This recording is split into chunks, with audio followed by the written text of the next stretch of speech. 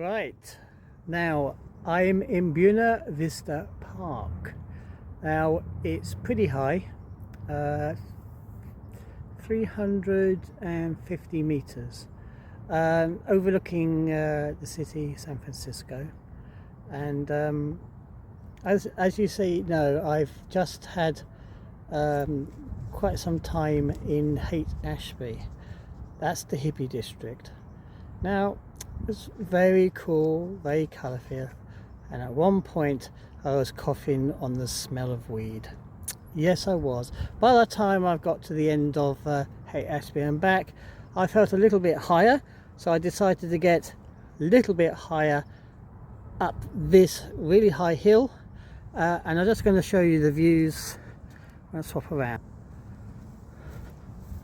I do zoom in a bit because it's quite forested here, right? It has many oak trees further down. These are the pine trees, and as you can imagine, actually, it's actually a very busy place at night. Okay, and just now I've met two nice gay guys from one of the clubs. One of them works as a real estate agent, and so you got just to catch the Golden Gate. You can only see one, just about two. If you look very carefully, you can see two pillars of the Golden Gate bridge. Oh, and as we are on the subject of the Golden Gate Bridge, I've actually purchased a model of the Golden Gate Bridge to make. So I'm just going to tell you a little bit more about Haight Ashbury. Is Buena Vista. Buena Vista was one of the original parks in San Francisco. One of the first parks. And one thing about San Francisco, you're never more than 15 minutes walking from any park, and you certainly got fantastic parks. In fact, so much so that almost all the parks are built upon hills, probably largely because they're quite rocky and steep compared with the surrounding area. It's already steep enough, so they're very much protected. Now, also some of the particularly rocky hills, they were quarried away for stone. So in fact, some hills are actually sort of disappeared altogether, which is quite interesting. Now, much of San Francisco was surrounding hills were actually large sand dunes, and when they were first colonized, mainly around 1840s and earlier than that.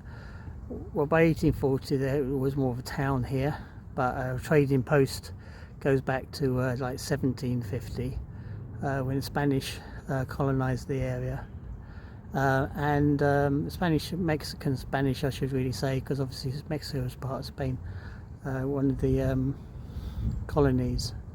So most of it was sand dunes, and I've no idea how I managed to cultivate sand dunes into a very green and forested area. That puzzles me, actually, because I did it in quite a short time. And when we go to the Golden Gate Park, which was actually really a sand dune wasteland, you will see that you don't see a sand dune in sight. So it must have been quite skilled environmental change, mankind changing that. Now, I've enjoyed myself in Haight Ashbury with strong coffee, a lovely pie, a lovely beef pie, which I very much enjoyed. They came to equivalent to £8.50, but actually that's not too bad, with fantastic views. And also I've actually purchased myself a I think I'm going to show you this, actually. Sneak preview, because it's a bit bad. Don't tell Stuart, okay? Don't. Listen. I mean it. Don't tell him, okay? Shh. Right, I'm going to show you. I can swap the camera around.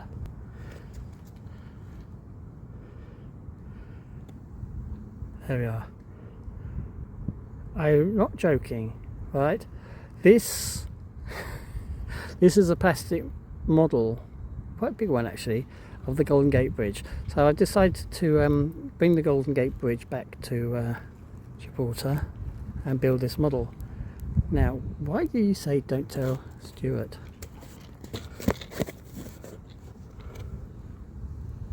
Because that's why. But you know, to be honest, I couldn't resist it. I've ordered a book as well, a geology book from a bookshop. Haight Ashbury's got fantastic bookshops. I mean, I haven't seen that many bookshops. In fact, I haven't seen many shops. Downtown's useless. Haight Ashbury is just amazing. It's got so many interesting shops. Now, I've actually become a bit of a hippie since being here, mainly due to the coffee and the wacky smell. And I'm going to come back just a little bit more colourful, but I'm just going to show you quickly. Ready? Yep. This is actually, I'm going to show you. This is my new jacket. It's quite heavy. How about that then? What do you think? I've certainly changed into a hippie since I've been here. Also went to the Counter Culture Museum. It was a very emotional experience. I have taken some videos, and which I didn't speak over because one, they were playing some interesting music, and also I found it quite an emotional place. The Counterculture Museum is about oppression of black people, gay people particularly, women's rights, and you'll see the video, and it covers the period from the 1950s onwards, quite up to sort of recent period really. But you'll see by the pictures I'm going to send you on the video, you'll see what I mean. Counterculture was very much represented by their music in those periods, the hippie period, the gay lesbian people, women's rights, things like that. All people that have been very much oppressed by society, the media, things like that. I found it very emotional. Some of the things I read, realising how oppressed people are. In fact, some things have gone back, as the curator of the museum explained to me. So I didn't do a voiceover because out of respect for what I was seeing. But I would like you to look at this carefully. I closed up on some of the posters and books and things like that, music. Many of the music, actually, you would know, many of the people of that time, protest songs, there was a bit about Vietnam, against war, so relevant today. San Francisco was really like a melting pot of protests and liberation, which makes it the city it is today. The people, the history here of the people who fought for rights, and that it still goes on today. Don't think people are happy about ICE, because they're not. There has been protests here before I arrived, and no doubt there'll be more. People are real mixed. People of different origins here.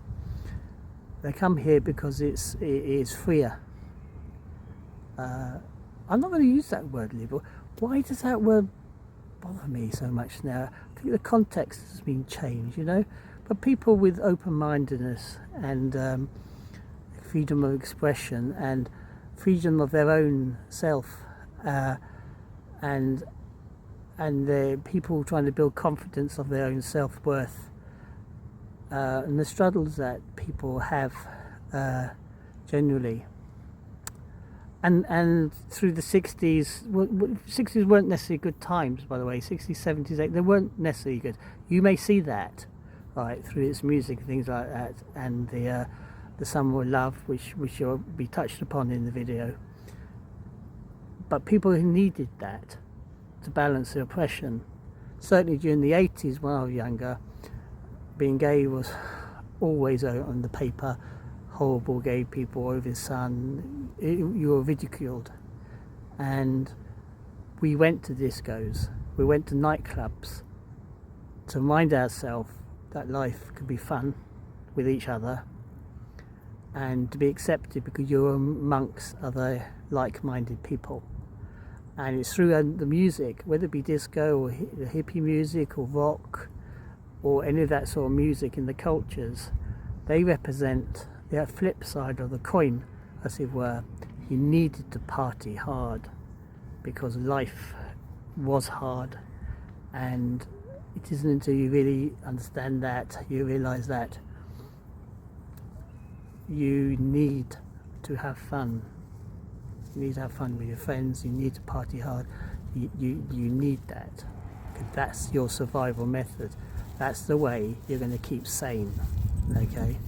Because it makes your self-worth important, you know. And so the Museum of Counter-Culture was amazing. So there's lots of photos I took, but I hope you look at the video. So here I am at the highest point of Haight Ashbury, and I'm going to get back to the flat. It's been a pleasant day. It's not cloudy, but a little bit of drizzle, but it's been okay. This is an amazing place. I met two gay guys up here, quite young. I got to send you a picture. It's lovely talking to them about what it's like in San Francisco. I hope to meet them up at a club called Badlands. Sounds good, that one, does it? So listen guys, this has been a long video, but an interesting one. So this is it for today. I've done lots of architectural stuff, lots of shopping, lots of experience talking to people, and really feeling the depth of what San Francisco is. And I'm sure the heart of San Francisco resides here, Haight Ashbury.